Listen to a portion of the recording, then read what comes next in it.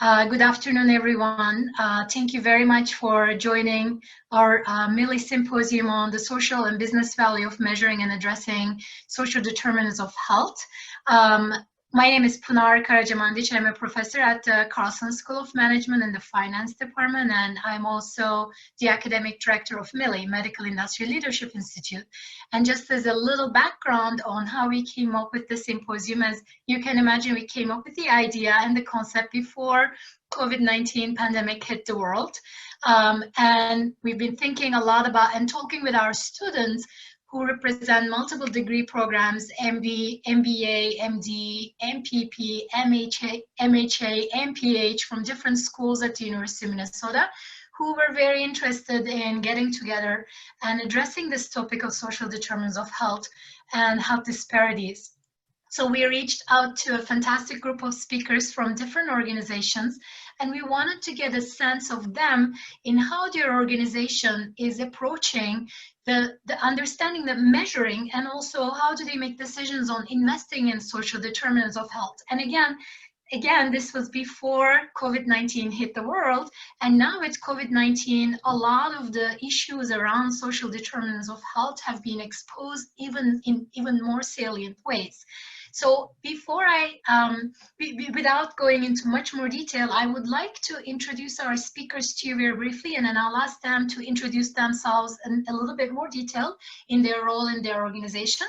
But what we've asked them is to kind of give us a sense of what their business is doing. They're all leaders in their business in programs that address social determinants of health.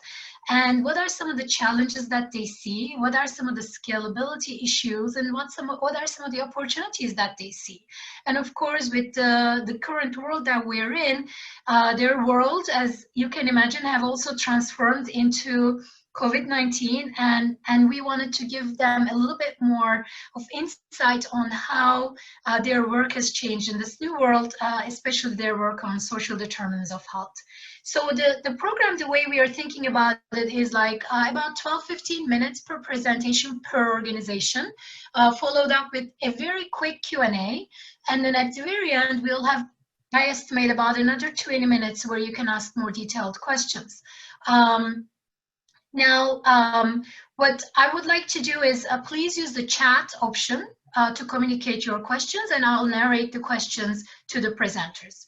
So before we begin, I want to thank all the presenters here for taking time from their work at such a critical time and joining us for this seminar and symposium. And so our first speaker is going to be Mark Steffen, who's the Vice President and Chief Medical Officer of Blue Cross Blue Shield of Minnesota. And after Mark, we will have Kathy Stillo, who's the President and Chief Operating Officer of Clinical Redesign at UnitedHealth Group. And after Kathy, we will have Jim Presdella, who's the Chief Executive of Prime West Health. And then we will conclude with Dan Behrens, who's the Program Manager of Accountable Health Communities Program in Allina Health, as well as Eli Zelke, who's the Director of Community Benefit and Engagement in Allina.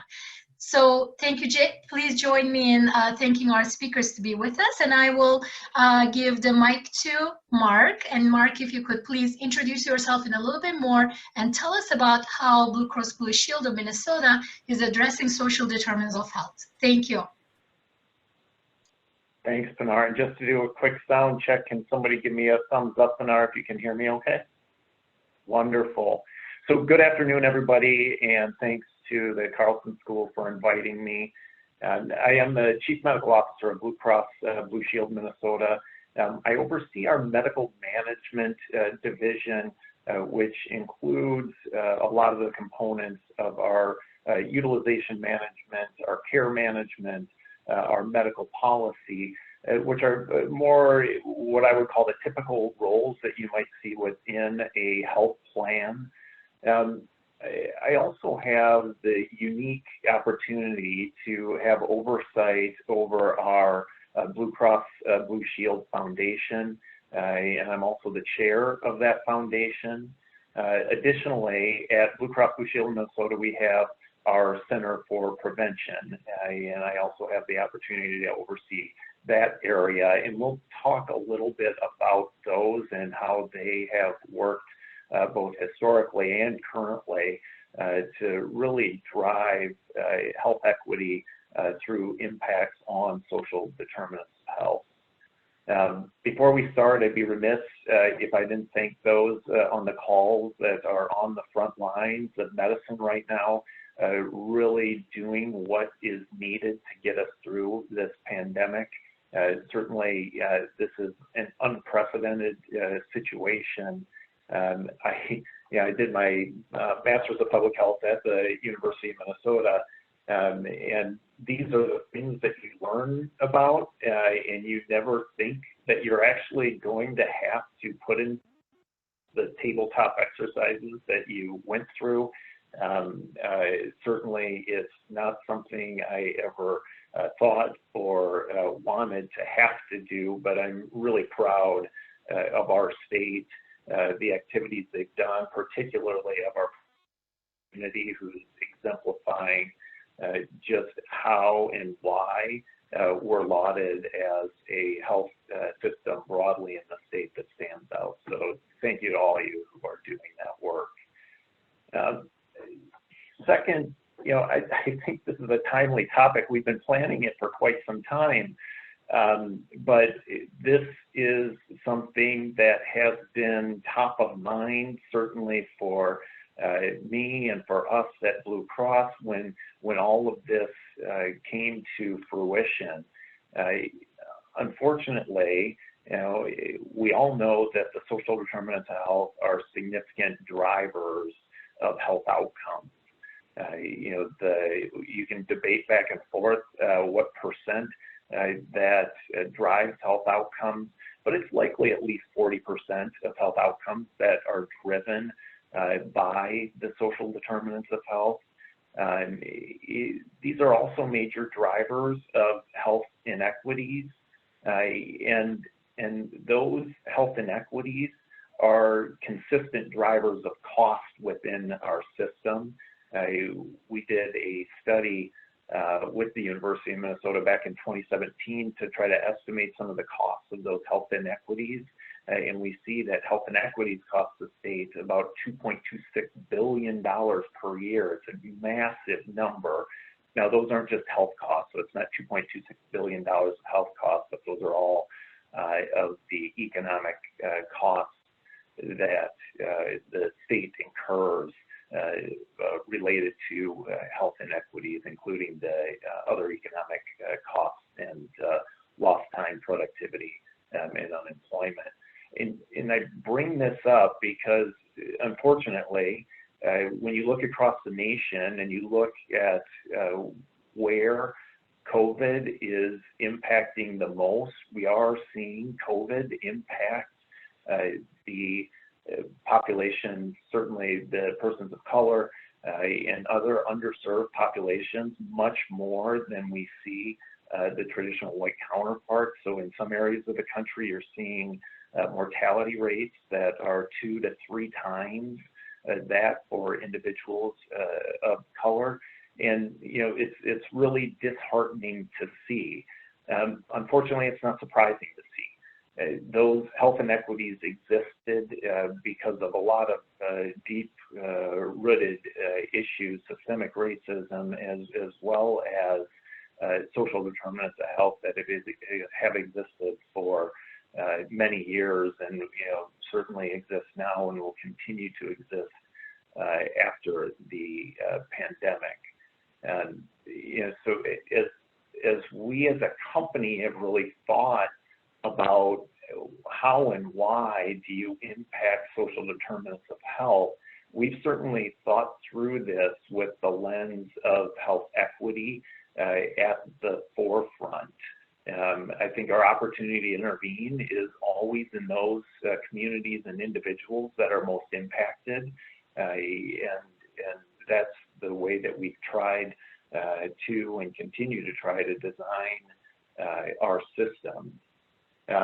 Let me talk a little bit more about some of the areas within the company that are active on social determinants of health.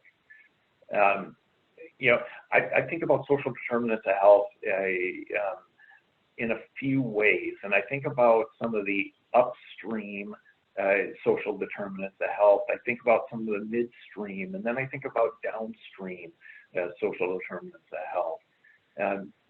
Our Blue Cross Foundation has really been active in the most upstream initiatives for social determinants of health, and the three topics that they have and strategies really that they've been most focused on are improving access to early childhood education, which certainly has good long-term research that will reduce health inequities. And the second is supporting safe and welcoming communities. You know, in Minnesota, we're fortunate to have a Minnesota nice culture that does not always translate into safe and welcoming communities for all people. And we firmly believe that everyone deserves to have access to a safe and welcoming community. And frankly, you know, we have a lot of work to do across the state, across the nation, to ensure that our communities are set up in that manner. So that's the second strategy. The third, that's not as much of an upstream strategy, but we certainly recognize the importance of individuals being uninsured, and so we have long been focused on reducing the number of uninsured Minnesotans. The Blue Cross Foundation works mostly through a grant-making mechanism. We do believe that there is and are great community partners that are driving the best work to impact these strategies, and rather than us developing new pilots, proposals, companies, whatever it may be in these upstream measures, we believe that we can strengthen the communities the most to solve those problems through grant making. And we've done that in the past, we'll continue to do so in the future, and we've worked very hard recently to accelerate that grant making to help respond to COVID. Let's talk a little bit about what I consider more midstream social determinants of health. And this is really what our Center for Prevention has been focused on. And for those who might not be familiar, the Center for Prevention was founded in the mid-90s after Blue Cross Blue Shield joined the tobacco lawsuits and were awarded a settlement. That settlement has been dedicated to driving improvements in community health, and specifically reducing the number of individuals who are using commercial tobacco. You know, a lot of success in that initiative over the last 20 years. A lot of challenges currently as we look at the vaping epidemic that exists, and really is reigniting some of what we saw with the combustible tobacco use that we really have been doing a great job as a state in dropping. So a lot of work, activity, both on continuing to decrease the rate of combustible tobacco use, but also really spinning up activities around decreasing vaping, particularly in the youth. The second area is improving access to physical activity. So, we all know that healthy lifestyle choices are important. We want people to have healthy lifestyle choices. Unfortunately, we often find that people don't have access or the ability to access safe physical activity. And so we've long been working in the Center for Prevention to help support people in being able to access physical activity. You probably all see blue bikes around. We were early on the forefront of getting those out into communities so that people could access a form of transportation outside of using car. Unfortunately, we live in a state that doesn't always allow that for all months out of the year, but we do our best. The last piece that I'll talk about in sort of the midstream activities is healthy eating in general, and that includes both access to food, because we still suffer from areas that are food deserts, both in our urban and rural environments. And this is a major and important issue. We also see policy positions, particularly when we think about SNAP benefits and how those have been under attack in recent years, and the importance of continuing to ensure that the people that need it the most are able to get access to food and to healthy food. So those are what I consider, to be very upstream activities, more midstream activities. I think what we see from the health care system as a traditional healthcare system is working to impact the downstream, really the downstream consequences of what we haven't taken care of in an upstream matter. And so a lot of times you'll see most of the managed care publications talk about really three top areas, and those are food, so whether that be food insecurity, or meals for people who have sensitive conditions, post-discharge meals, people with end-stage renal disease having access to kidney-healthy foods.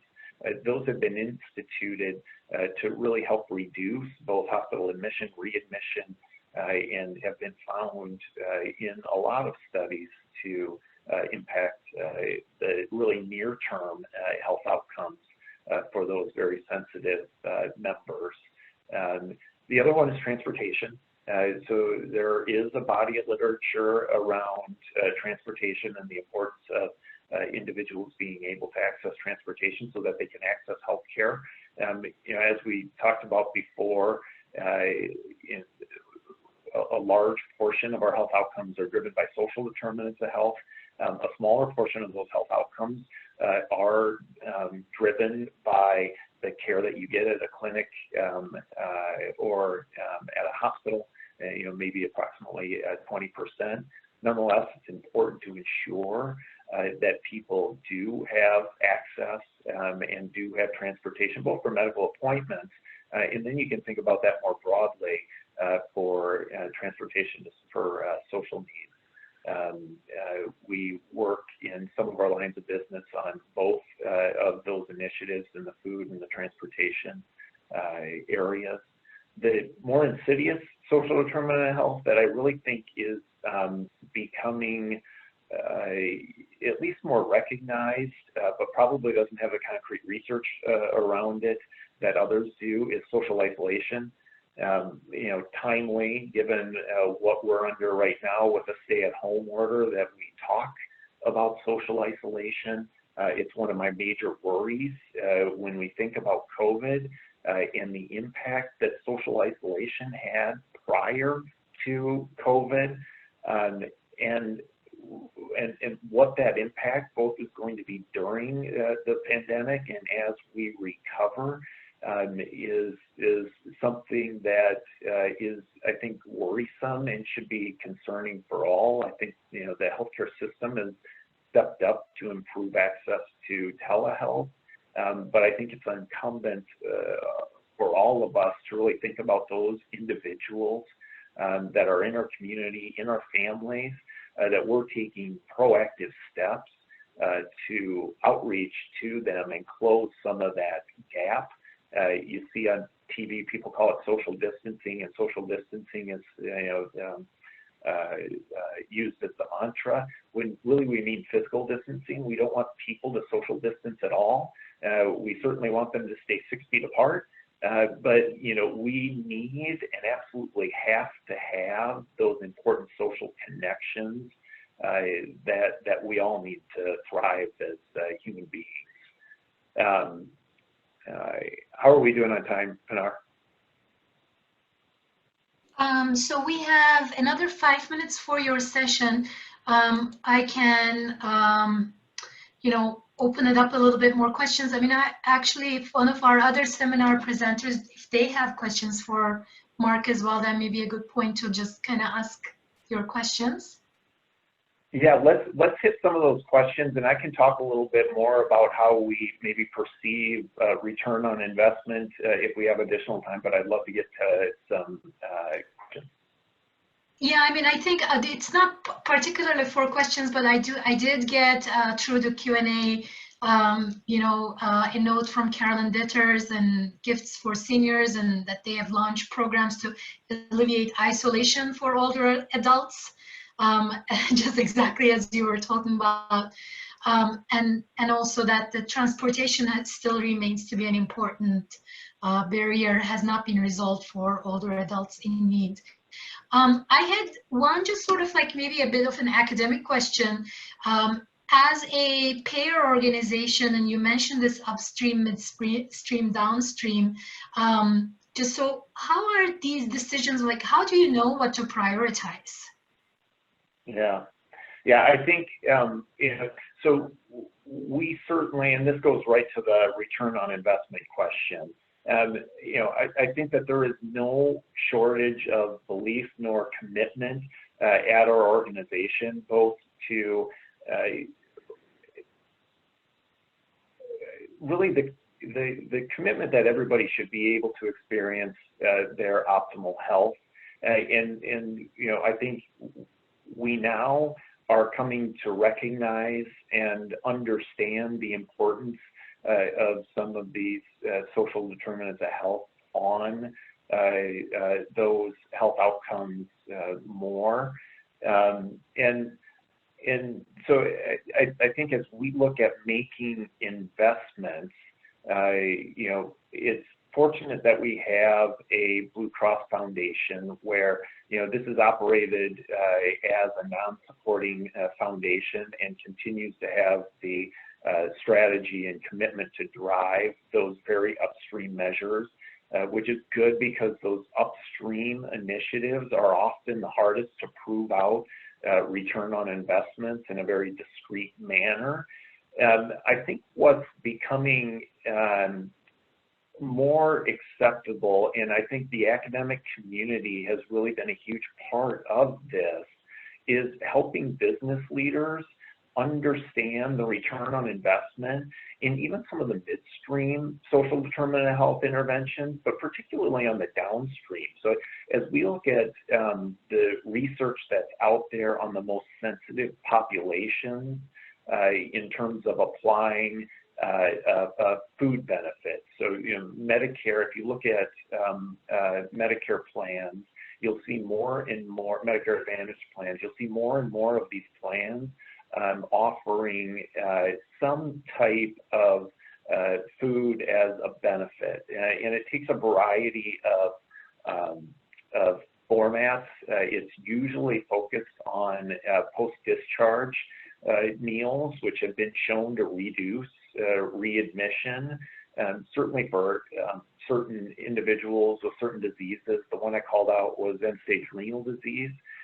There's good evidence that support for those individuals with healthy and appropriate meals for their disease conditions can have significant impacts on reduction in ER utilization as well as admission and readmission.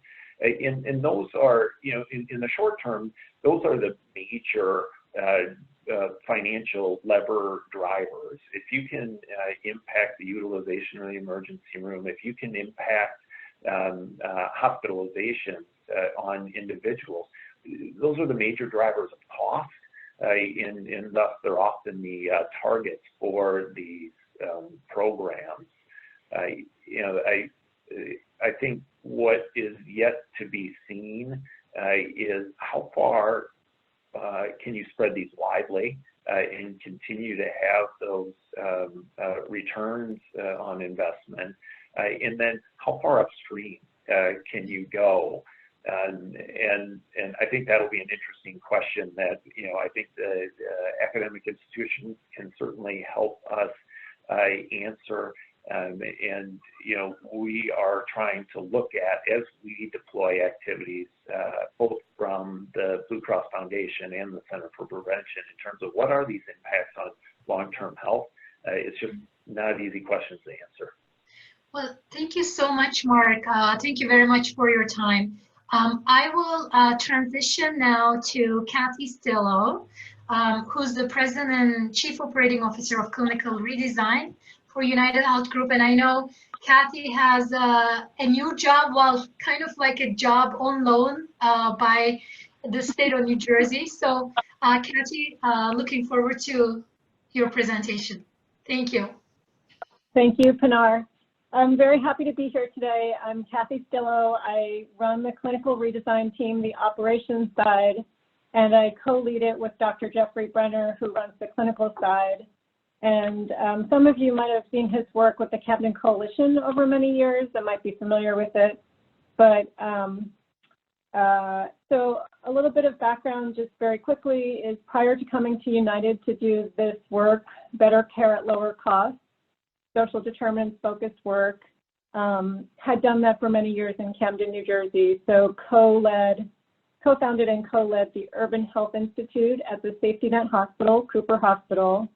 And that institute was very much centered around the Medicaid patient population. So not around body parts, and it wasn't the Bone and Joint Institute, the Cancer Institute, not body parts and diseases, but a patient population that needed something different. So set up an ambulatory ICU, ran a very large outpatient practice across multiple specialties, established an addiction medicine department, had pregnant addicted moms on Suboxone in group visits, all of whom kept their babies.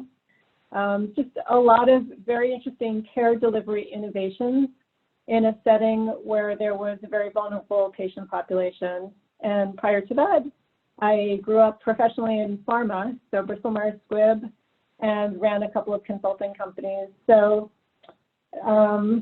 at United, we run a team called Clinical Redesign, which is focused very much on housing homeless members, because we believe that housing is healthcare.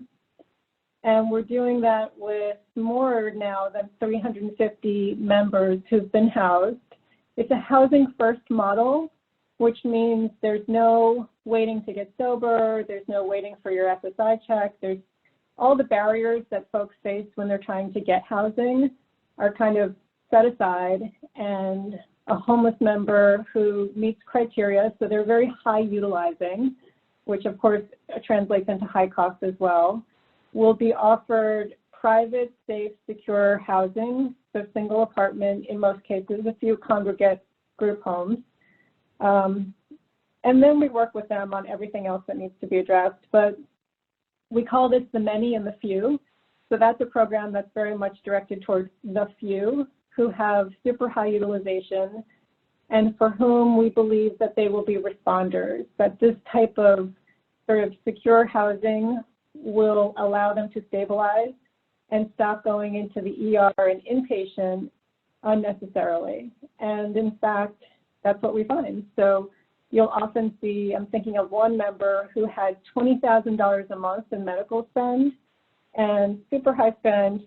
At the point of housing, just tremendous reduction in spend to $1,000 a month. It doesn't mean it's nothing, but it's become such a big differential that taken in total, and of course, not everyone is a responder, right? There are non-responders as well. So there's always going to be a mixed population in there, but overall seeing a 10 to 20% reduction in medical spend for that patient population. And that's after regression to the mean. So as you know, that's sort of the high bar that we're always looking for, and that's really significant. So our leadership is very happy with the way this work is progressing. Over the course of last year, we increased our footprint from 3 states to 12 states. And soon we'll be in all 30 states where we have a Medicaid product. So scaling and replicating has been the goal that Jeff and I have had for this, which is to make sure that we're not doing huge numbers. You know, there's a certain point at which you need to find a different solution for a member, but for the few who really will have a response to this type of medical intervention, making sure that we can make that available and we really get them to a different point. So it means that the wraparound care is case management and medical care as well. There's another part of our work in clinical redesign, which is focused on those who are truly homebound. So primary care at home or homebound. So of course, you know what's just happened in the past 6 weeks is all of a sudden there are no more home visits. So that part of our work has turned from home visits with physicians and nurse practitioners to telemedicine. And I can tell you that the team at first was pretty concerned, like we chose this patient population, truly homebound people, for a reason, because delivering care at home is more effective. We see a 500 to 1,000 PMPM reduction in that part of our patient population. So how are we going to switch to telemedicine for this group? And what I really enjoyed, even a few weeks ago now, I think we've been doing televisits, not home visits, for 3 weeks. And our lead physician said, I want you to know I was really worried about this, but I have to tell you that I've done all of my patient visits by phone. I only went out to see one patient at home, and it was because they were really anxious that their blood pressure cuff wasn't working. So I tested their cuff against my cuff. It was totally fine. She said it was a visit that I wouldn't have made again because it was really just to manage anxiety. It wasn't a medical necessity. But just the realization that, in fact, you can change your model and still get the type of outcome and patient connections that you thought you might be losing has been a big epiphany for the team, and really good. I think many of us are thinking about what will be a lasting effect of all of this, and I think the telemedicine conversion is one that I hope we all really figure out how to incorporate into our work going forward, because it truly has been way more effective than I think many of us would have imagined. The work on the clinical redesign team is also very much focused around developing a care philosophy that's trauma-informed. We use motivational interviewing. We think about readiness for change. We think about the Adverse Childhood Events Score, ACEs score, which talks about the type of traumas that a young person, 0 to 5, experiences and how later in life that translates to much higher medical complexity. And we put it together a training that's been used with 4,000 people within our own company and almost 1,000 outside the firewall. It's out there for the public as well. It's on Optum Health, Optum Education. We also have a social determinants of health screening tool that we've released in Hawaii, and it's tied to a CMMI grant, and it uses ERs and physician practices across the state to look for what types of social determinants needs are there in the patient population, and then to tie those patients who self-identify as having a social determinants need housing, transportation, food, domestic violence, and then tying them into social support services. So a lot of different types of social determinants-oriented innovation work on the clinical redesign team, most for what we consider the few, and then others like that social determinant screening tool in Hawaii for the many, and making sure that we're creatively innovating ways to take care of this patient population that's different than what has been done so that we get a differential result. So I'll switch over to what happened on April 1st. Kathy, can I enter? Yeah. So there are like one or two questions. Have you received any guidance from CMS and their insight to it and to their willingness to continue reimbursing telemedicine, especially in the context of your patient population? I can answer that not in a very deep way, but only to say that our understanding is that all of the new switches that have been flipped on for telemedicine are going to last beyond this. So we've converted all of our face-to-face home visits into telemedicine visits and are not concerned that the reimbursement's not there. Someone else has a deeper answer to that question, but that's what I'm like. Yeah, thank you so much. Continue. Yes, sorry. Okay.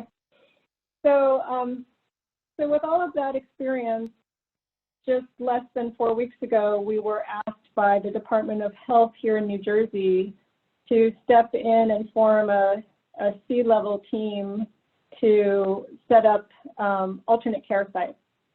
And that's a term that the Fed put together. It describes a way of establishing basically recovery centers in this context for COVID positive patients, which are a low acuity level. So a tier 1 is you're in the hospital and you're intubated. Tier 2 is a bit less than that. Tier 3 is more like these new field medical hospitals. So you've been watching the news and you've seen what was set up in Central Park. That's an example of a field medical hospital. It's like a MASH unit. And there's one that was set up 2 blocks away here in Secaucus, New Jersey. And then these alternate care sites are meant to be sort of the next step down. It's a tier 5 low acuity setting in which right now COVID positive patients can finish their recuperation and do it in a quarantine setting. So private, it's a hotel, a private room with a bathroom and a care team on site, so that there's a way to both convalesce, and much of that care is self-care, but many patients are a little, I would say, a little bit more than the lowest acuity and are calling down to the care team frequently and saying, I need help with my meds, or I'm really feeling I have shortness of breath, and the team goes up and the thermostat is set to 80 degrees. There's a patient population in there that's more complex than what you'd imagine and needs help. So they need to be able to recuperate in a way where they're not going home and exposing family members to COVID. Maybe they live in a small apartment, have just one bathroom, or don't have a home. So we also have some who are homeless. And having just gotten out of the car on April 1st, within 7 days, we had found a hotel and converted it into a convalescing center. On day 9, we took our first patients, and now we have 48 patients and have seen 9 discharges already. So this cycle of being able to admit patients from the field medical hospital, help them stabilize, get them through the rest of their recovery, and then get them discharged to home has been tremendously satisfying. There's also COVID positive healthcare workers who we're caring for at the same time. About 20% of our population right now are healthcare workers. And then in general population, they're going to be just going home when they're ready.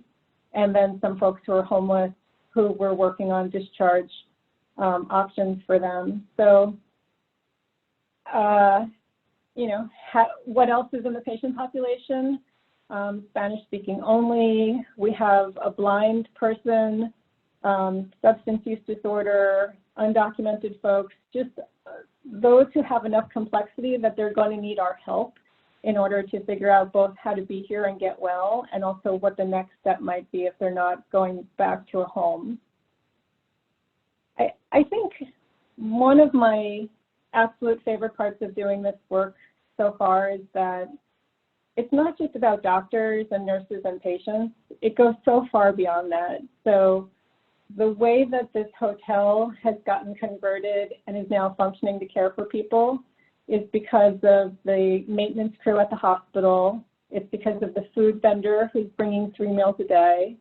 It's the New Jersey State Police that are there 24/7 and have truly become a part of this team. We are co-designing this with them. It's not a like, hey, how you doing? Nice to see you relationship at all. so much of this is because many different specialties or types of types of people, whether you're in the food industry, the hotel industry, your law enforcement, have come together. What a mashup, right? Like in this hotel every day, helping to figure out how do we take care of patients. The staffing agency that we're getting the clinical team from, I mean, the way in which they have helped to feed to us folks who are really good at this work. I mean, they're walking into an environment where they're interacting with COVID positive patients all day long. And that can be, of course, really frightening. And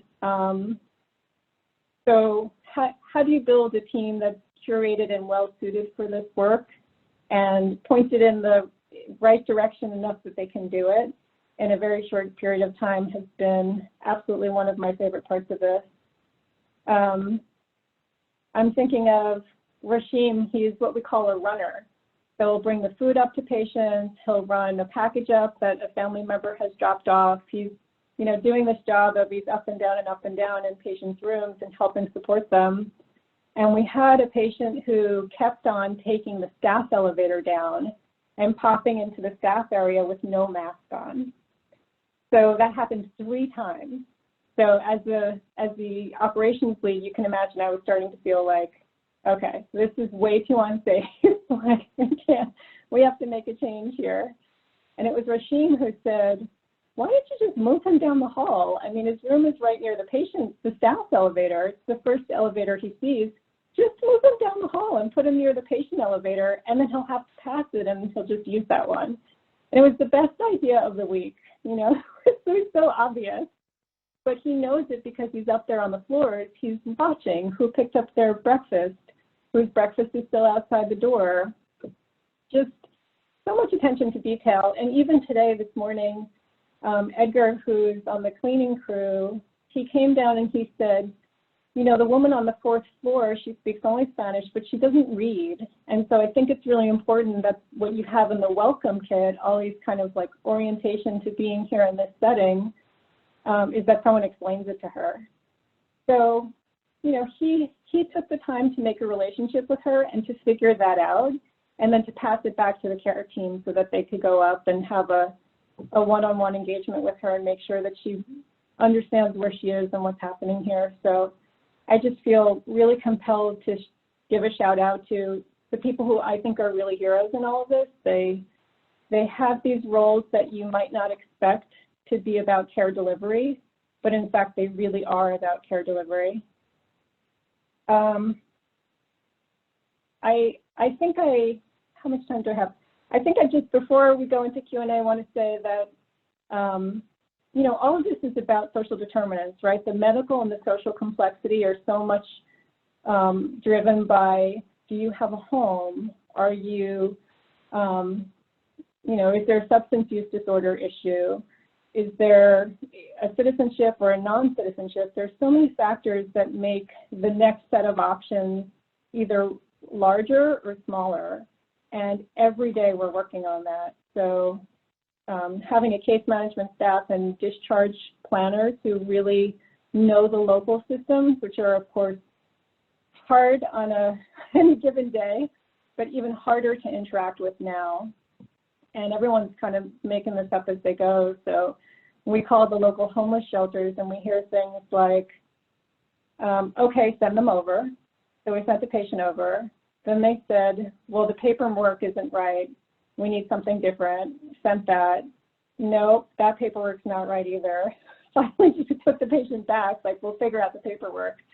And then sent her back again when everything was correct. But then a different worker on their side said, oh, no, we need a COVID negative test that's 2 weeks old before we would even consider this. So I'm just trying to convey to all of you that with every shift change and every different staff member that you talk to, you're getting a different answer. And it's because no one really knows. This is all changing so quickly. And it's creating a lot of chaos, I could say, frankly, on the front line. And in terms of barriers, Pinar, I know you're asking all of us to talk about the barriers to social determinants. I think the supply chain for all the things we need to do to care for patients. What kind of PPE do we have? What kind of pharmacy access and meds do we have? What kind of office supplies? All the supply chains are very stuck right now, and that's really hard. But also transportation, so getting the Medicaid transportation company to, you know, come and have a window where they're picking patients up and not miss the patient. So they came without announcing it. Patient wasn't ready. By the time she got downstairs, they were gone. We've all heard this before. This is typical, but it just compounds the difficult nature of all of this. These sort of pop-up care centers are also now working not on an EHR, but really with paper records. So we've gone back to a much more primitive state of care because this is also temporary, and we're not using Epic. It's not a hospital. So it just becomes more complicated. I think also the discharge options is a really big one for all of us over the next few weeks to start to pay more attention to. So in the spirit of what we've said for many years, never waste a good crisis, like we're facing a crisis, which is forcing us to do things differently. Telemedicine, to really think of housing as healthcare, to really consider the social supports that will help people get well and figure out how to just turn them on very quickly, much more quickly than any of us ever anticipated.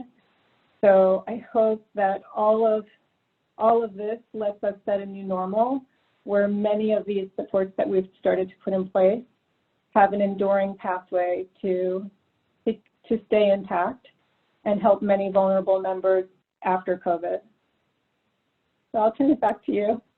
Oh, no, thank you. Thank you so much, Kathy. Which so very interesting. So from the regular that work you do, then you have this very interesting new thing that is a sort of a public-private partnership in some sense.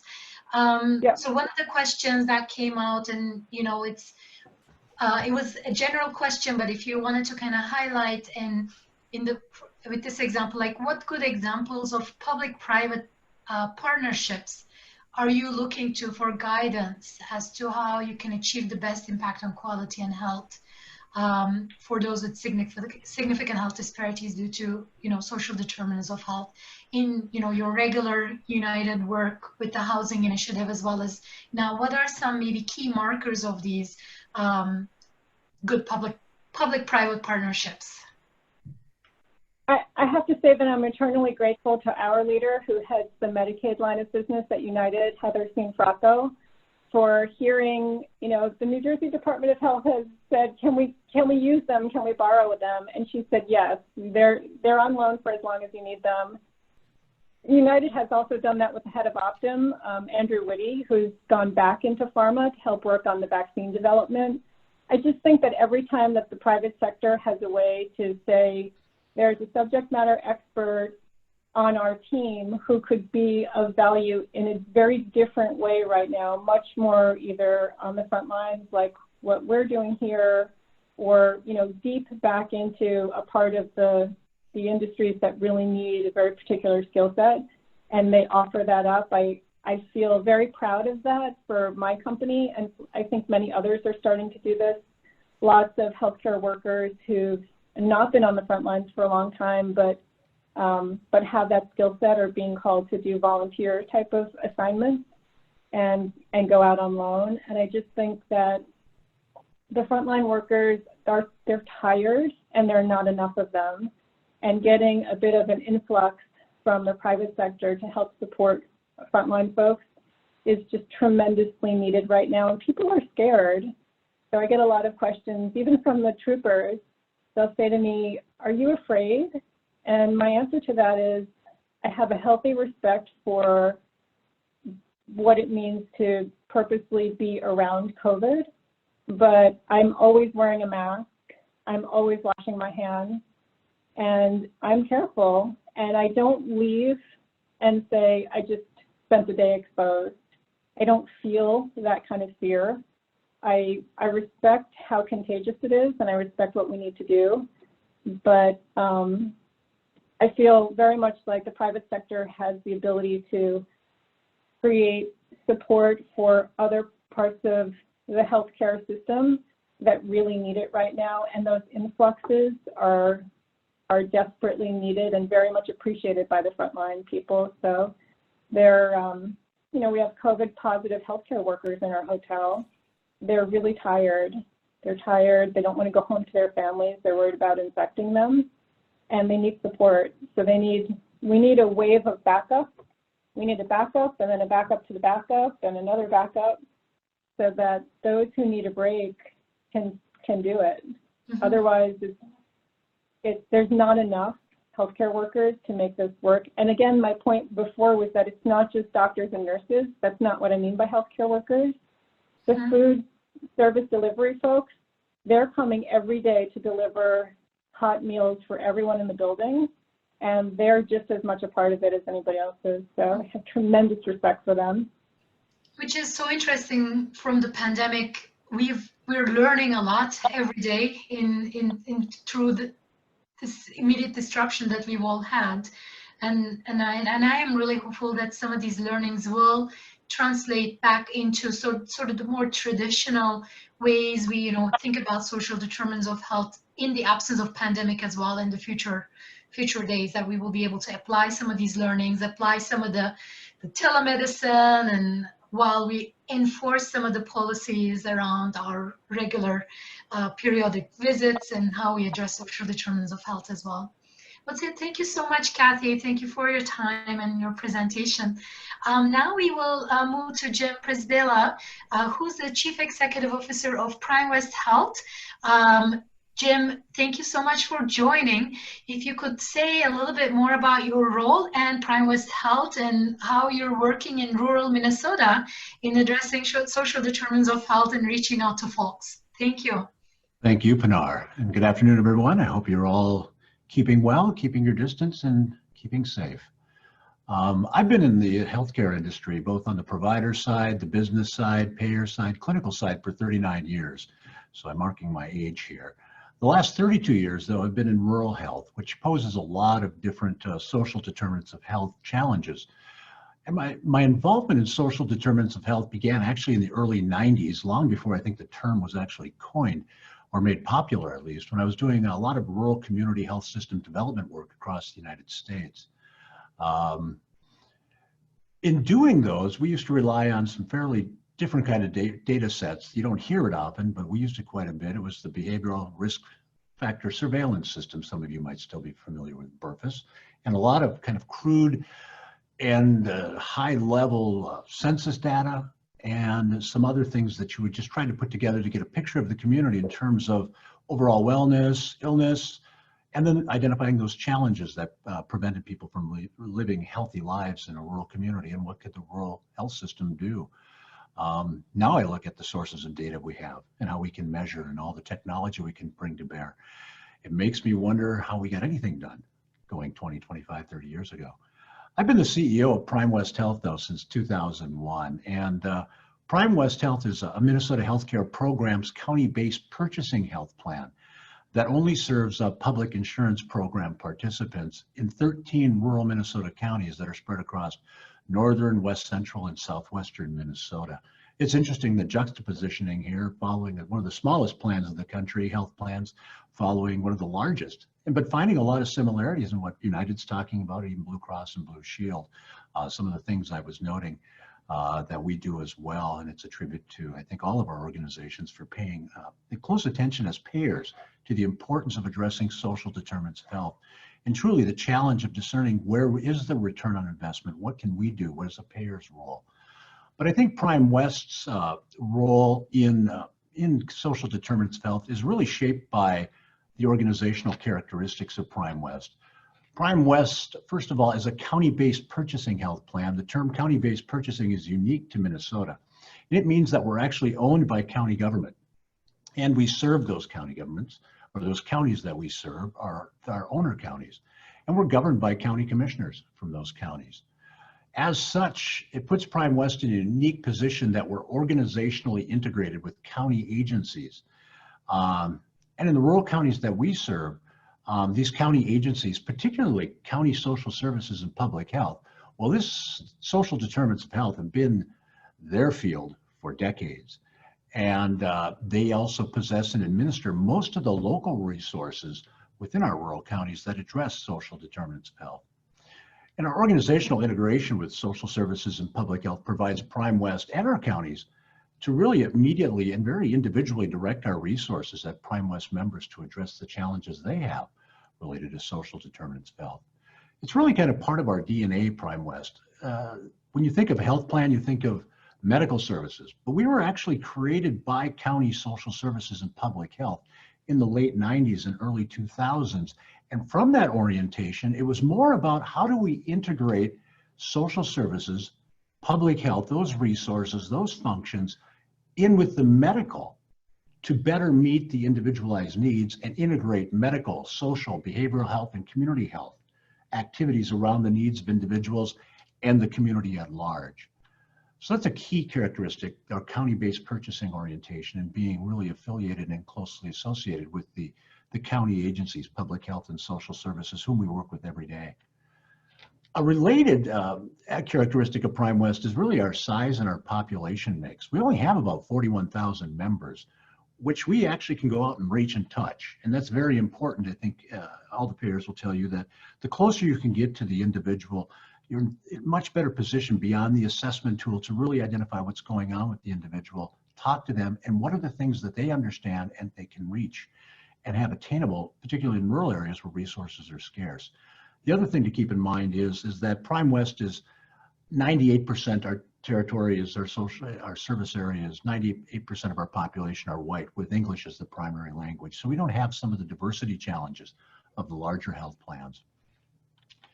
Second characteristic is that we only serve people participating in Minnesota healthcare programs. These programs include medical assistance, Minnesota Care, and the dual eligible special needs plans, meaning they're eligible for both Medicaid and Medicare. So this means our population is of low income. And as such, we must consider and help address the various economic stability challenges faced by our members. These include, and certainly aren't limited to, food insecurity, housing instability, and including that safe and habitable housing. We also are looking at utilities issues when we come to some of the housing we're looking at, and safe water and so forth. And of course, other poverty-driven stressors as well. Our third characteristic is that our service area is entirely rural, which means we must consider and help address those determinants of health that are often and uniquely associated with rural areas. And these include some of the things, and this is not exhaustive, but limited employment opportunities. And what there is for employment opportunities are typically lower pay service industry jobs. And of course, during the time of COVID-19, a lot of our members who were employed now are facing unemployment and out of work, and then access to affordable daycare so they can work. We also have lower education attainment, which is a common characteristic, especially among lower income rural residents, which of course then directly impacts their health and healthcare literacy, which we have to address. And then Prime West and working in a rural area, your population is just disproportionately older. But perhaps probably the most pervasive, really social determinant of health that we have in rural and in our 13 counties really is geographic access. And this includes our individuals with their lack of access to reliable personal transportation, and really the lack of access to public transportation in many of our areas. And of course, when you're lacking access to transportation, you lack access to healthcare, including access to the emergency room, primary care, behavioral health care, dental care, specialty care in the community, and social services, so much of those things that can help stabilize the conditions in which the people live in our rural areas. Also affects their access to healthy food. Not every rural town has a full grocery store. You may have to travel 30 minutes to an hour to find a source of healthy food, at least. I think most of the grocery stores you'll find in your smaller rural communities are going to be those of the convenience store variety, which aren't necessarily known for their healthy menus and choices there. Also affects their access to employment. Without reliable transportation, their likelihood to become employed diminishes. Another thing that we're learning acutely right now during COVID-19 and our reliance on telemedicine is really the lack of, or the spottiness of broadband internet across rural Minnesota, which is raising concerns to access to care people would need, particularly in the preventive health area. And then I think it was touched on earlier that a big part of geographic access really has to do with social participation and engagement. And without that, which we're actually learning a lot more related to COVID-19, is the things, those anxieties, those stressors that are related to social determinant or social isolation. It's something that we've dealt with a lot, and we've looked at our ERs in particular. We find that the underlying diagnosis for many of our ER visits are really for issues related to anxiety that you can trace back to socialization and the lack of really informal supports they have to alleviate that. When Prime West, when we strive and we look at social determinants of health, we strive to address it on 3 different levels. And that's, first of all, the individual member level, the institutional level, and at a community-wide level. When it comes to the individual member level, we're really looking at a community integrated care management program, or our county integrated care management program. This program is anchored by our use of county social services and public health, both the nurses, licensed social workers, both in terms of delivering services, but in particular, really looking at doing the case management work with our members. We believe strongly in using our county case management resources because they're local residents to the communities. They're really familiar at an intimate level with the local social determinants of health challenges, but they're also closely in touch with the resources to address them, both the formal and the informal supports that exist in any one of a number of rural counties and a number of communities that are within those.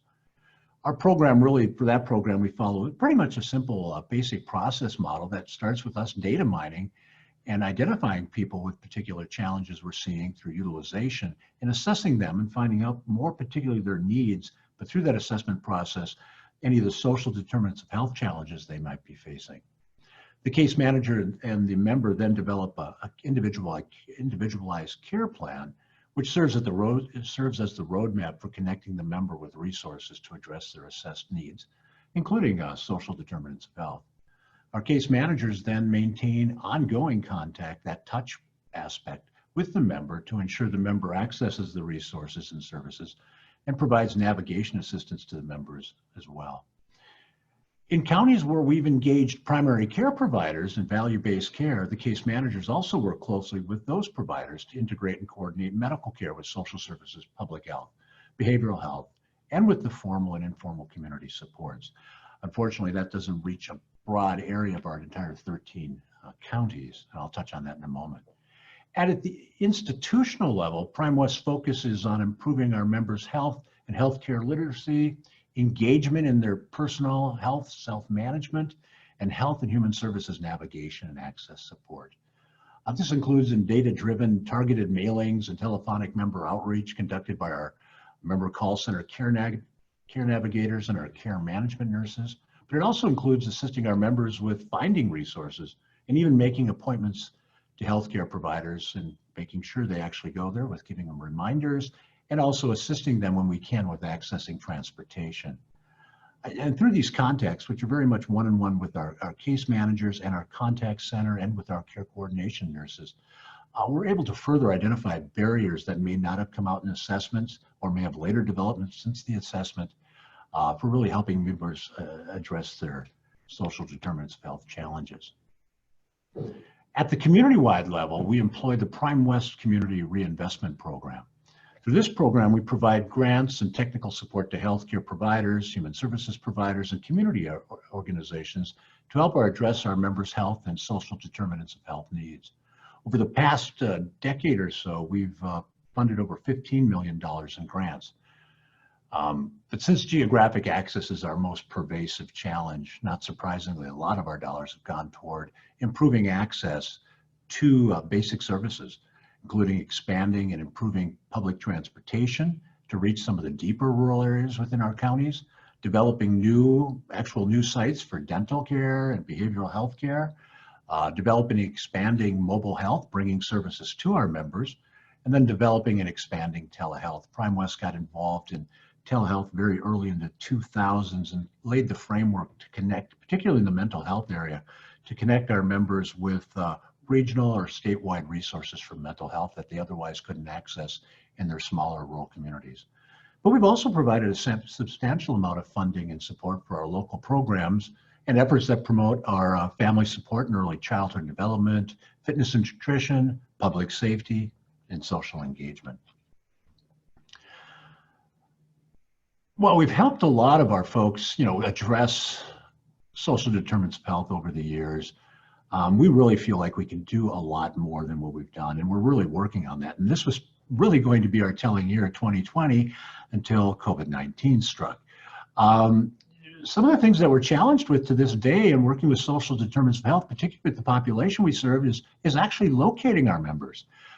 Because of housing instability, a lot of the addresses we have to contact them, as simple as that, or to reach out with them, are outdated.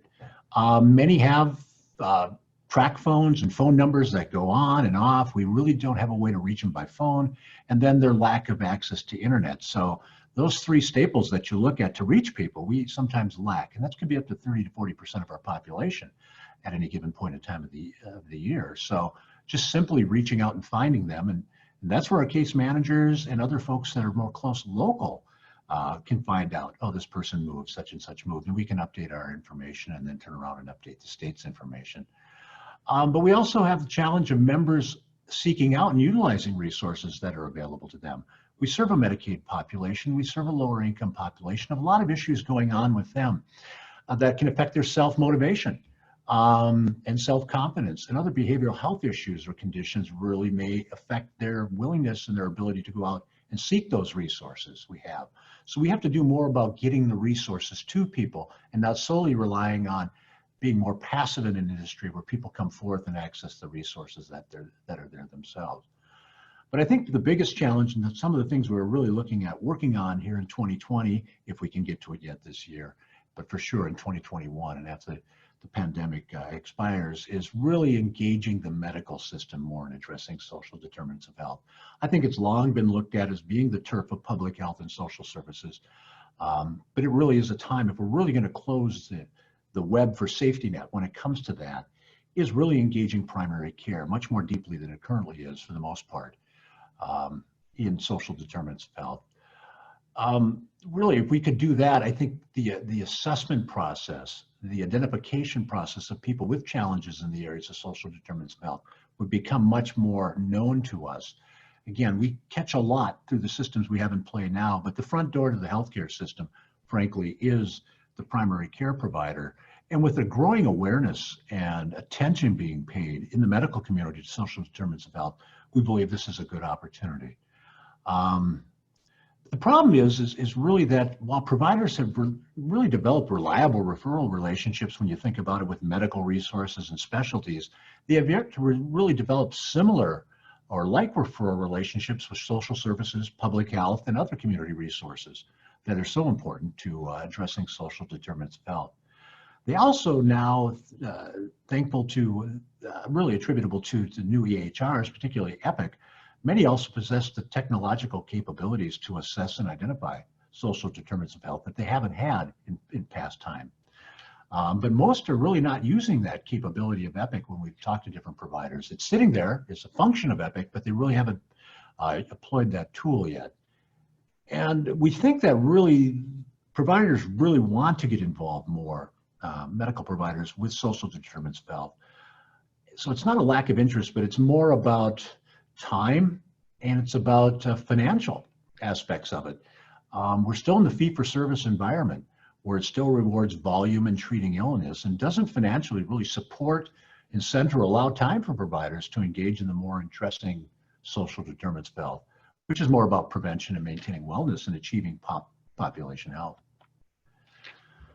So those are the things that we face as challenges, and one of the things we're looking at doing to address those challenges is that we plan to roll out a plan that we've developed that really puts more emphasis on the assessment, the identification on the primary care provider, working in partnership with local social services and public health, that really uses a standard social determinants of health assessment tool, but then also setting up an electronic referral system that if somebody presents to the clinic and to the primary care provider, and they identify during the course of the visit social determinants of health, immediately, similar to how they put a prescription into the drugstore, the connection would be made to a locally based connector, somebody who's really working at the local resource level who can connect, the provider can connect to, and then the member can connect with to access the resources that are available locally.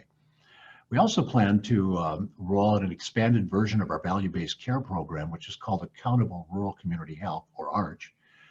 And we believe by expanding that to include most of our provider network, we will engage many more providers in an incentive program that really gets them to look at and address population health, rather than being more passive and waiting for people to present, to really take a look at the population as a whole.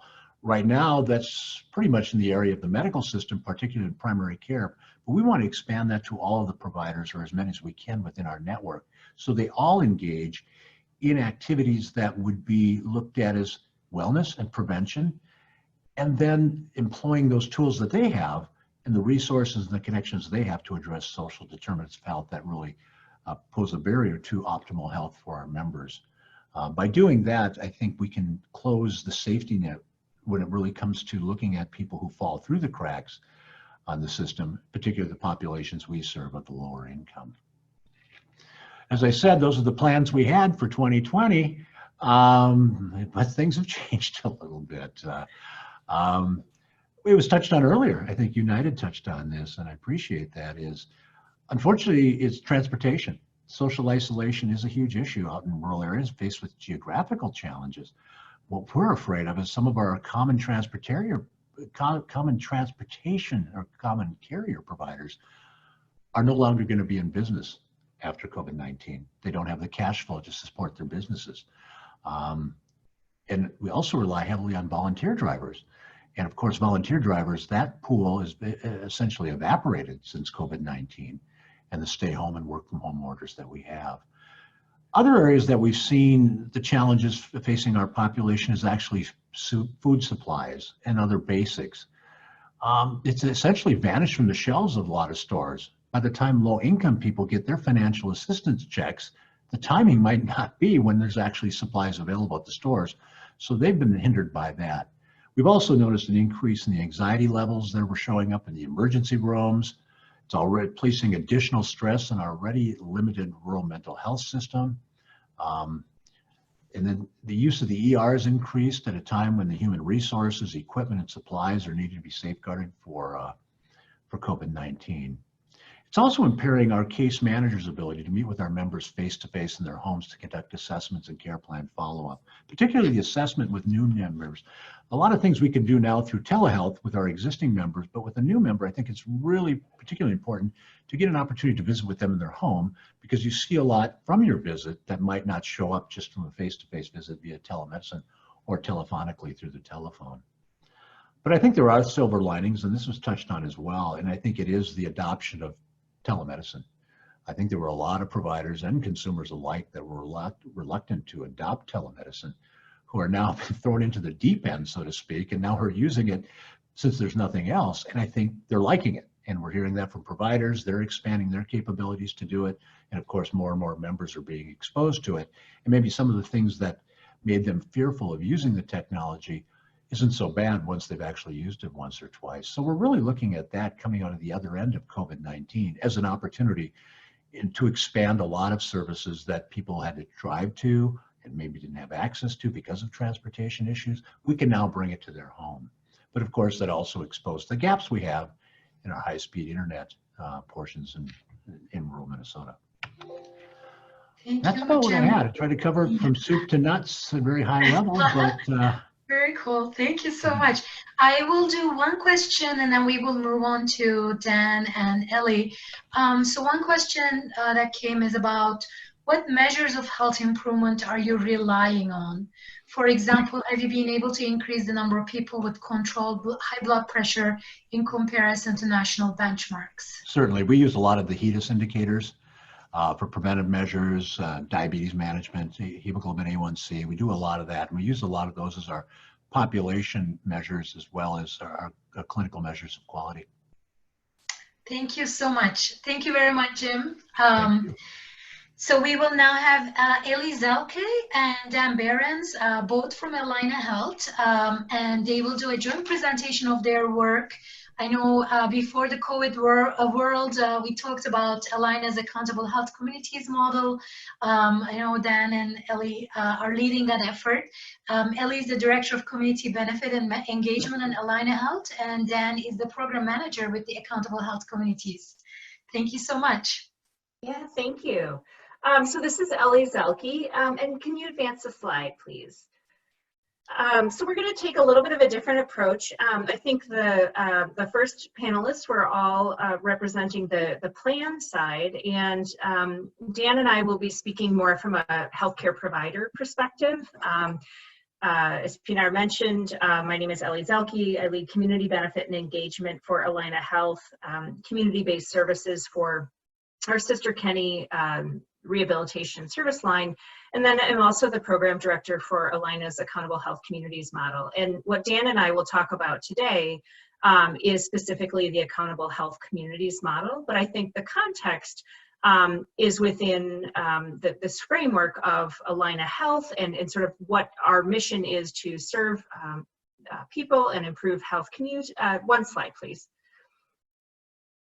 And I think as others have talked about, social determinants incredibly important in supporting people in being healthy. And so while our mission and our expertise is really in healthcare delivery, I think a key challenge for our organization and other organizations has been understanding how we as healthcare providers can really support people in caring for the other 80% of things that really impact health. So one of the ways in which Allina Health is doing this is through participation in the Accountable Health Communities model. Next slide. The CMS Accountable Health Communities model is a 5-year cooperative agreement with CMS it's a research study and on a large national scale that basically tests whether systematically identifying, i.e. screening patients at a population level, and then connecting people with community-based resources impacts healthcare quality, utilization, and cost. And so we're one of 29 grantees across the country. I know the panelist from UnitedHealth was referring to work in Hawaii, so they are one of our counterparts in Hawaii implementing this model. We began implementation in June of 2018, and we are in the midst of implementation now. The Accountable Health Communities model serves people residing in 10 Minnesota counties, so basically the greater Twin Cities metropolitan area. In addition, we are serving some people in western Wisconsin. So in our presentation today, I'll provide an overview of, just a brief overview of the Accountable Health Communities model, sort of what the workflow has been, which when we had first talked about doing this symposium was absolutely true, and it was really how we did work, and all of our goals and everything was based on these benchmarks. And I think the world has changed dramatically in the last few weeks. So I will just give an overview of sort of what the normal workflow is, and then hand it over to Dan, who will talk about our results for the first 18 months. And then we'll talk about how we are rapidly adapting the model to continue to serve people during COVID. So next slide. So I think one of the other presenters used language around interventions that serve few and others that serve many. This is one of those interventions that serves many. It's a population level intervention. And I think is really intended to identify folks who may be more in that rising risk category. So not waiting until people have many emergency department visits or otherwise high utilizers before identifying social needs. So the way that the model works, or worked up until a few weeks ago, it was when patients, so people with Medicare, Medicaid, or dual eligibility, served by Allina Health, when they came in for a visit at any of our primary care clinics, urgent care clinics, behavioral health clinics, OBGYN clinics, and then within the inpatient setting at 3 of our hospitals in the ED, mental health, and mom-baby units, so that's 78 different care delivery sites. When folks would come into the care delivery site, next slide, they would receive a screener, and yes, it was a paper screening tool that was developed by CMS. It's a standard screener across all of the 29 sites across the country. And the core questions that it asks about are housing instability, food insecurity, difficulty paying utility bills, interpersonal safety, and transportation. So when the patient comes in, just as part of their rooming process, they would complete this screener along with the other forms that they would complete. And then when they are roomed, the clinical assistant or other care team member would then enter this screening results into a flow sheet in our electronic medical record, just as they would with any of the other paper-based screenings that we use as a system. Next slide. So with this tool, though, there's a couple of different elements to the intervention. So all patients who self-identify unmet health-related social needs, at a bare minimum would receive what we call an after-visit community referral summary. And basically, it essentially is a brochure. It's a tailored list of community resources that's based on the patient's demographic information in the chart, and also how that patient had responded to the screening. Up until, again, a few weeks ago, this referral summary was provided both hard copy to the patient at the time of the visit, and the care team member would sort of walk through the list, and also would be provided electronically. And again, it's essentially a brochure. It's static. There's no referrals. There's no really support of people in connecting to these resources. But I think was very important, or is very important, in that it does allow us to provide screening at a population level. We would not have the capacity to provide care navigation or community health worker support to each and every patient. So this is a way that we're able to do screening and provide information, and it is high quality, and it is tailored. So the resources that list again is tailored based on patient demographics and self-identified needs. So at least it is current. Next slide. So in addition to patients who additionally identify that they've received care in the emergency room 2 or more times in the last 12 months, and self-identify health-related social needs, those patients also will receive what we call navigation. And that's more of a typical community health worker, social work type intervention.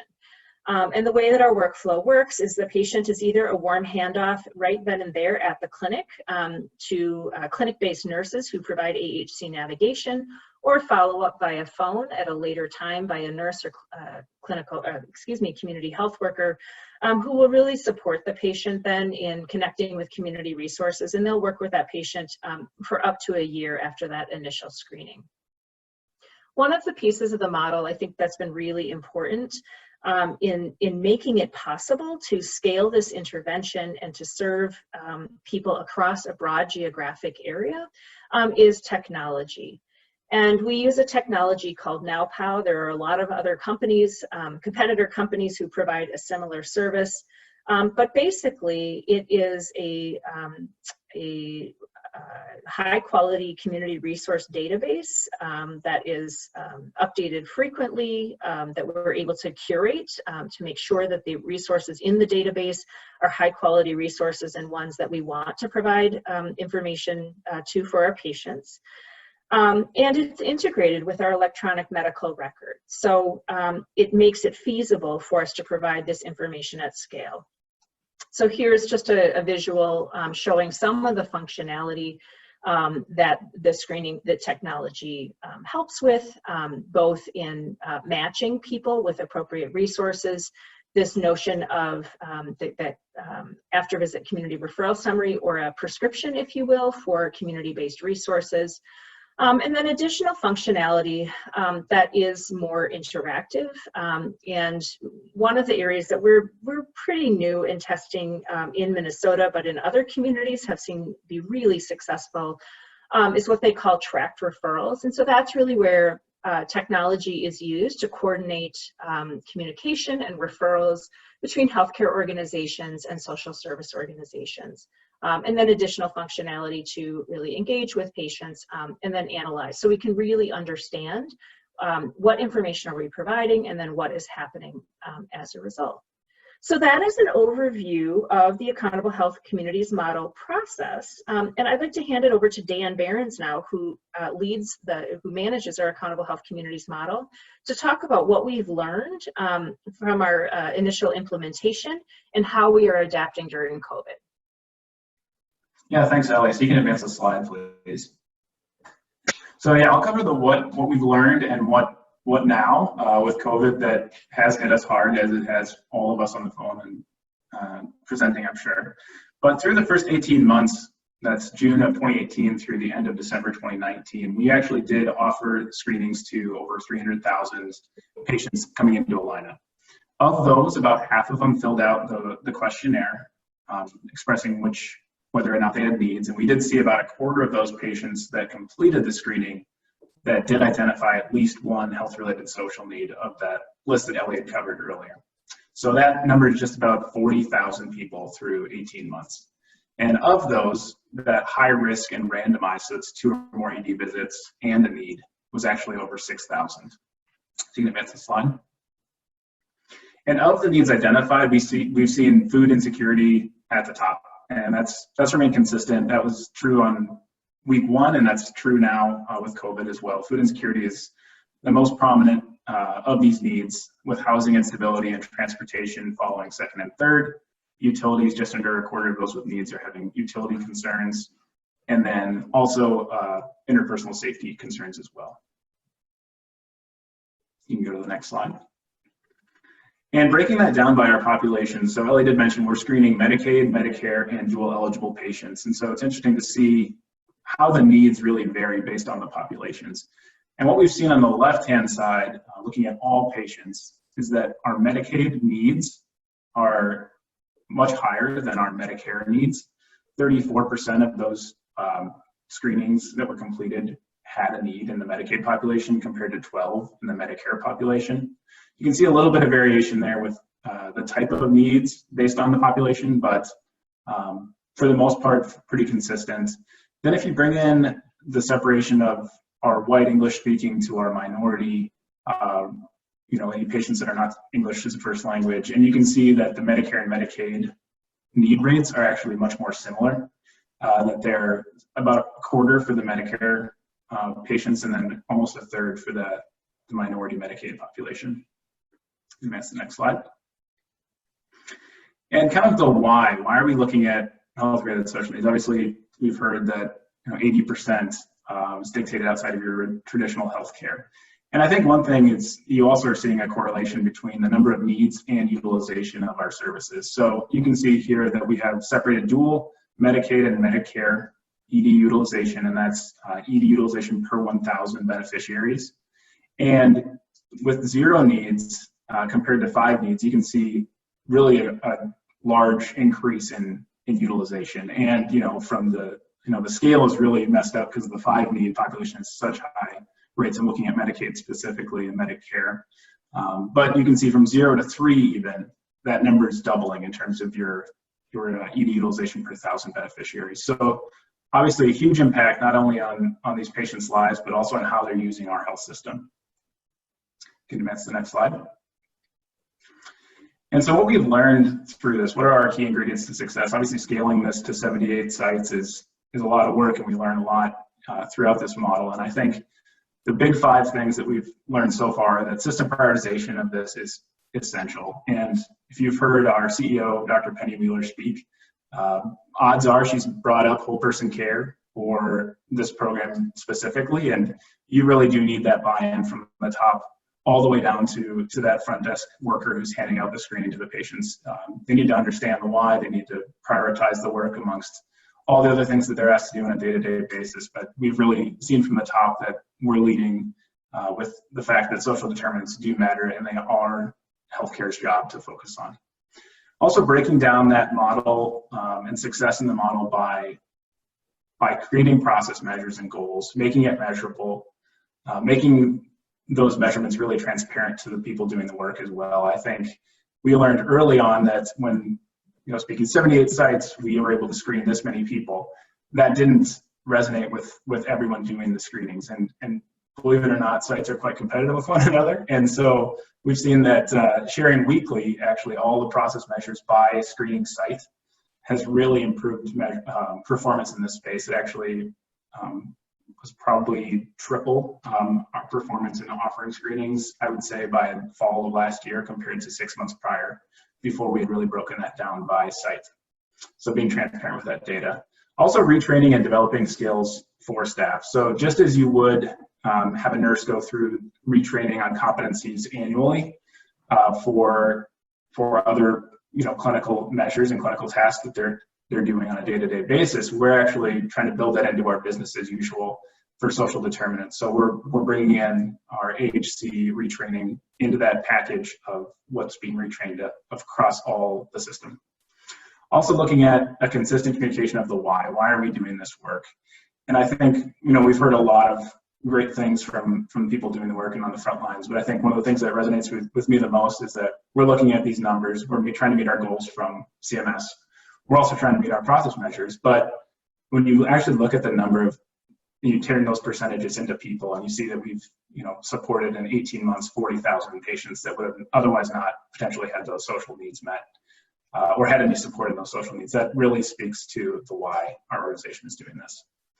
And then lastly, but not least, collaboration with community organizations. Obviously, you can screen and refer to community organizations all day, but unless those community organizations are partnering with the patients and partnering with us as a healthcare system, we see varying levels of success in this space. And so Ellie did speak to track referrals. A few of our community organizations we have track referral relationships with. Others we're experimenting a little slight variation of our model with. But across the board, it really does take that partnership and that trust and communication with one another to really support the community organization's needs, the patient's needs, as well as our needs as a healthcare system. You can advance to the next slide. And this is, obviously there's this thing called COVID, and we have to account for that. And as we've heard from the others, that this is having a massive impact on what was planned or what business as usual did look like. What we've seen at Allina is that our in-person visit volumes have actually dropped by 80%. And that was the primary driver of our screening. And so it's an odd position we're in because we're seeing patients with higher rates of needs and we're screening less of them. And we're able to screen less of them because of this drop in in-person visits. So we're trying to adjust. We're working with the clinic leaders, and we're also working with CMS to try to find flexibilities in the model and how we can offer support to these patients. And one thing we're going to be rolling out in the next month is using our Epic MyChart or patient portal to screen patients for virtual visits as well as potentially telephonic visits. Really basically just transitioning that paper screening into a questionnaire that's going through that patient portal.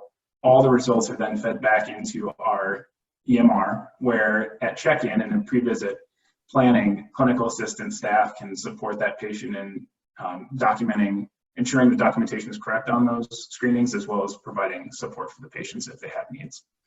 And then also, obviously, community organizations, operations, and capacity are going through significant change. I'm sure there's a few on the phone who could attest to that. And so that's one thing that we've really been partnering closely with NowPow on, is making sure that all these community organizations that are receiving referrals are still operating at a capacity that can take on more patients, or that it's transparent to the patient what they should expect from that organization. Maybe it used to be an in-person assessment to get your food need resolved. Well, now it's going to be phone or drive up. And so that all changes based on the climate. So we're taking into consideration a lot of the stuff that we have to deal with COVID, and obviously the needs are not going away, and we're trying to adjust to that. You can go to the next slide. This is our CMS disclaimer, so nothing. We'll open it up to questions. Well, thank you so much, Dan and Ellie. Thank you very much. So there is one specific question for your presentation, which is there an effort to validate a standardized social determinants of health screening tool? It sounds like everyone is creating their own, and would be nice to have a gold standardized tool. Yeah, so I think we can both speak to that. That is absolutely a need. And it is a gap that has not been filled yet. I know there are several models that are sort of the prepare tool, the AHC screener, although I think having used the AHC screener, there are pieces of it that are helpful. I wouldn't advocate for that being the gold standard. I know there's a lot of work underway, but that is absolutely a gap right now. I don't know, Dan, if you have any additional thoughts on that. No, I think that's, you know, as we're looking at learnings from AHC, I think that's one thing we've seen is that the amount of social determinants you're focused on varies a lot by organization, and honestly, I think you are much more able to provide support for those if you have a smaller focus area compared to, you know, maybe 5, maybe 10. There's so many you could look at. The other thing is that with screenings, I think we are definitely bound by the grant in what we can and can't do, and I think that right now our screener is probably 4 pages long. We'd love to get that down to 3 or 4 questions to get patients the support they really need. Maybe even asking, is this something you want support with? I know that's not asked right now, and we can go through and screen and you can have a need, but we're wasting our time and you're wasting yours if you don't want support in that area. Yeah, and then too, social isolation is another domain that I think we absolutely would add. So again, I think that is a key question, and I think for everyone's sake, we do need to get to a place where there is some standardization. I know each of the EMRs are building their own different tools, and it just adds to the complexity. Yeah, yes, I was going to actually say, because your 5 questions currently doesn't include the social isolation, and I think I heard from every single presenter today that social isolation is becoming something that we are acknowledging with evidence being more published about it as well. Yeah. Yeah, and I would say in our, so in my other job in community benefit and working with people with disabilities, social isolation was already, long before any of this, was identified as a top community health need by people in our community. And so I think we already knew it was true. There's already ample evidence, and I think the COVID situation further exacerbates it. So I think one of the questions though, and probably why CMS did not include it in the screener is, I think it's sometimes a little less clear what the intervention might be for something like social isolation versus something more transactional such as food or other financial support. So I would say part of the challenge or issue with the screeners, I think it also depends on the intervention. And, you know, so really matching what you are asking people to what you are able to respond to. Thank you. So if any of the audience members have questions, please use the Q&A or the chat box to send us questions. But while that is happening, I would like to open it up for the presenters if they have questions to each other about their organizations and their learnings. I just have a comment. I'm going to echo Kathy's comment about telehealth going quickly. This is something Allina has been working on for probably, I don't know, 3 or 4 years to try to get telehealth visits going, and it took COVID for it to really pick up. And I think it went from, you know, maybe 1 happening in a month to thousands happening within 2 weeks. So it's pretty amazing the rallying cry you can get from something like COVID, and what the response is from organizations too. And I would say likewise in terms of the patient portal screening, that's been something that's been on, you know, been waiting for prioritization for 18 months, 2 years now, and it got moved up the list, so now we should be able to go live in early June. And that, you know, but for COVID, I don't think we would have had, we would not have had the reason to really get that prioritized. So that's another, hopefully, silver lining. Jim, I guess I have a question for you on your comment that the closer you get to the patient, the more the impact is. Have you found that with your contracts as they exist right now, you've been able to get close enough to that patient to have an impact? I think once for follow-up, with the ones that our case managers and our care coordinators have an existing relationship, I think that's okay. It's that initial, the assessments that you have to do when they're first enrolled, that's where it becomes problematic. That first touch that you have, that's where it's becoming impaired. Telemedicine isn't a good substitute for initial introduction or to get a full assessment, because when they go with an assessment, it's more than a tool. It's a 360 observation of the home life and the other things going on in the environment. So that's impaired us a bit with that.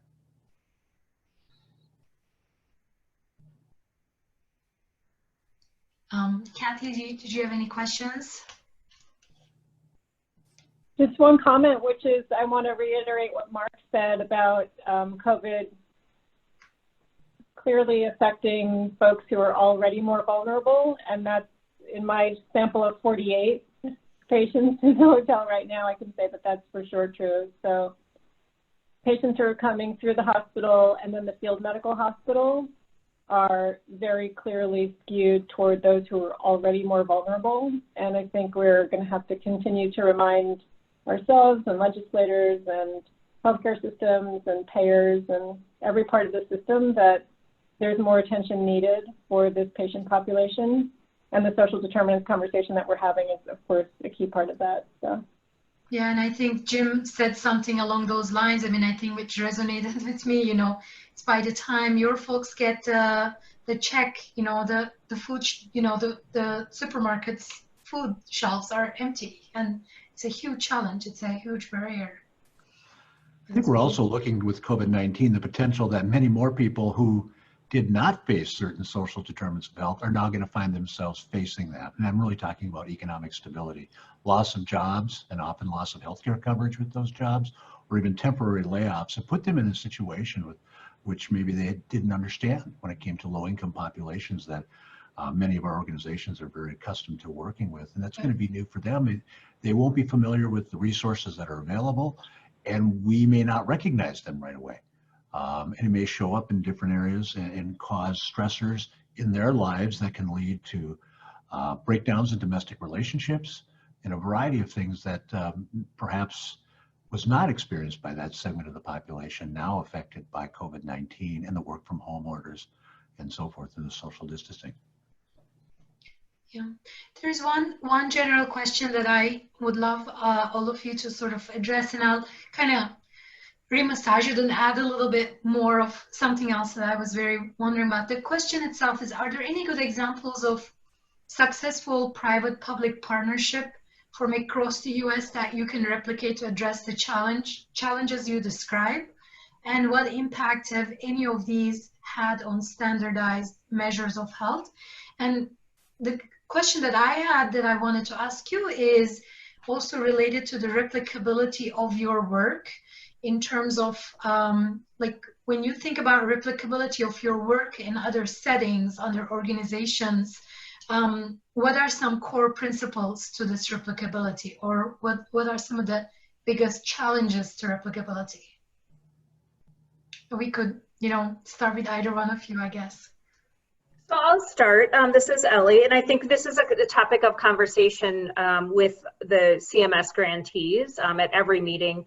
And I think a key one is absolutely reimbursement, and just really recognizing that, and I think rewarding, if you will, healthcare providers for engaging and supporting people in their health-related social needs. And I would say, how are we also financially compensating the community organizations whom we're partnering with to actually support people in meeting their needs? Both of those are gaps right now from the provider side. Mm-hmm. I would reiterate what Ellie just said. I mean, that's why we want to expand our value-based care model. We're right now about 50% of our membership, really, they're attributed to somebody who's in a provider that's in a value-based care model. And we see more efforts in the social determinants of health there. And more can be done there. But when it comes to other providers, it's simply the fee-for-service system, and recognizing that the things that they have time to do during a visit, or what they get rewarded or paid for and incented to do, isn't necessarily the outreach. It's a very passive reimbursement system, treat illness. And it makes it difficult for providers just in a functional way in their day to work it into a routine when there's not a reimbursement model. It takes resources and capacity to address social determinants of health. And I would reiterate, some of our community organizations that actually provide important roles in the safety net it's bake sales and cookie sales that sometimes keep the doors open, a lot of hustling of grants, and more stability there so we can ensure the continuation of important community services would certainly be helped.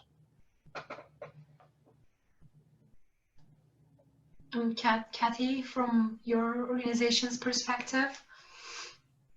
I guess my comment would be that we've found that scaling from 3 states of an implementation into 12 states within a year, that was very much supported by our shifting from a build model to a buy model. So we built the first 3 ourselves and then started to buy the model through vendors. And that partnership between our organization and local community-based organizations that are already in the business of housing people in various different ways became a way that we could extend and scale more quickly than if we were building it ourselves in every market. That's a very interesting way of community and public private collaboration as well. So to piggyback a little bit more, like reimbursement being the biggest challenge. So I want to push the conversation one more step. If you could solve the reimbursement challenge, what would be the next big thing?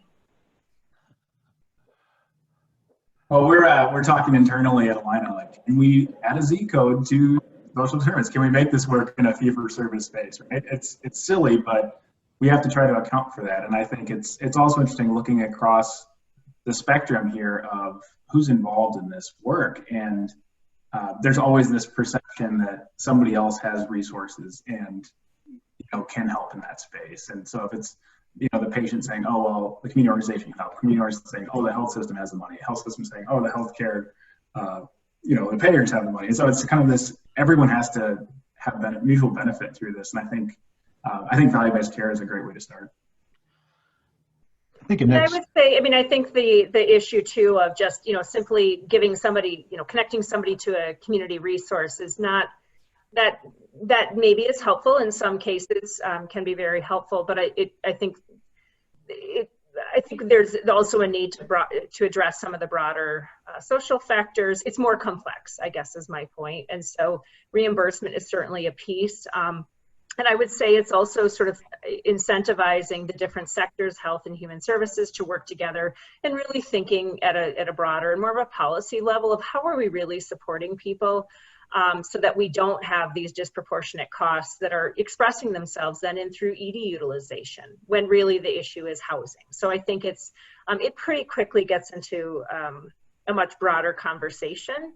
And I think it's what we've seen is that a good place to start is actually in talking with people when you already have that relationship in the context of that clinical visit to at least to begin the conversation. Mm-hmm. Mm-hmm. So it boils down to relationship building again, is at the community level. Mm-hmm. Jim, were you going to say something? Sorry. Well, I was also going to say after the reimbursement, we still have to move information among providers. If we're really going to start to coordinate all the resources around people, whether it be medical services, social services, community support services, we really have still independence going on. There's the lack of sharing in a more smooth way between providers and resources that we can work more as a team. Social determinants of health covers a huge waterfront that brings in a lot of providers who, as you mentioned, I think it was Ellie mentioned that, it may not be my responsibility, it's somebody else's. How do you know that? And to me, that's communication. And with the lack of a statewide health information exchange in Minnesota, I think that's impaired our ability to connect more providers in, around, and work together around an individual or population health needs. And that's something I would look forward to Minnesota developing. Whether that happens before a reimbursement model flips over, we've been waiting for well over a dozen years to flip to value-based reimbursement. Which comes first? They've both been kind of glacial slow and happening, at least nationally and in Minnesota in particular, when it comes to HIE. But I would say that's an essential thing if we're really going to put a community-wide, so to speak, effort when it comes to dealing with social determinants of health. Pinar, I've been saying to my team for a while now, what's a referral? It's the hope. I hope someone else takes care of this problem that I don't or can't take care of for you. So that whole process of closing the loop and making sure that once a referral is made, we actually know, was there an engagement? Did care get fulfilled? And do we have a result that's reportable? And that depends on if they're incentivized. If you have a a referred organization that is incentivized to actually take that referral and do something with it and create a result. So I think there's a gap in the feedback loop, which is that often the community-based organizations which are getting referred to, they don't necessarily have the financial incentive, but they also don't know what the results are of their interventions. And they're desperately interested in that. And what they most need help with is data and access to data. So they're always looking to see, well, did our intervention have an effect? And I think the more we can do to help them have access to that kind of data, the more incentivized they will be to create that effect. Yeah, then there's a follow-up question, sort of, do the ROI actual support reimbursement, and are good ROI measures available? And I'll add like my academic twist to it, you know, having heard the social isolation, for example, being one of the, like, what kind of studies do you need to see, or does CMS or other payer organizations have to see for these, you know, to determine whose problem is it and what's the worth in investing in it? Yeah, so I guess on the CMS side, they're doing an analysis of our model entirely after the model's up. So that's a 5-year model. At that point, they're going to look at our data, try to find that ROI, I'm sure, the impact of the intervention. That'll be, you know, 6.5 years out. So we're also doing an internal evaluation where we're trying to find how this is impacting utilization, how this is impacting A1C, how this is impacting patient satisfaction, and then also looking at, you know, bringing in an ROI. Obviously, that's much more complex than it would seem. And so that's one thing that, you know, as we're looking at 18 months of analysis right now and doing our formal write-up for what we've learned in evaluation over 18 months, it's probably going to be 2 years before we have ROI level detail. I don't know if any of the Kathy or Jim, if you have anything to add on the payer side, but that's what we found internally, at least.